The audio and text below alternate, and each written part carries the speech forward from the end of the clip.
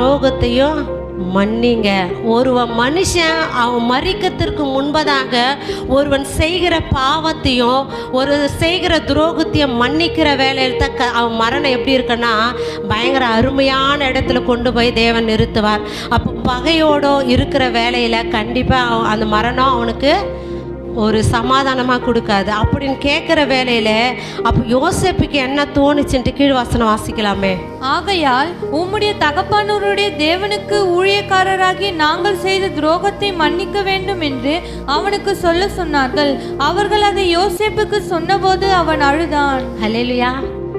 எத்தனை பேர் உங்ககிட்ட வந்து மன்னிப்பு கேட்டவங்களுக்காக நீங்கள் அழுது இருக்கிறீங்க? ஏதோ ஒரு விதத்தில் உங்கள் மனசை கஷ்டப்படுத்தியிருப்பாங்க.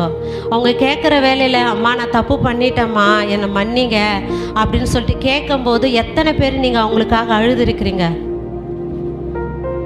தேவன் இயேசு கிறிஸ்து சிலுவையில் பெற்றுக் கொடுத்த மன்னிப்பு எதுக்காக தான்? இந்த மாதிரி பாடுகள் மத்தியில் ஏதோ ஒரு விதத்தில் நம்மளுக்கு துரோகம் பண்ணியிருப்பாங்க, அவங்கள வந்து உங்களால் மனசார மன்னிக்க முடியுமா?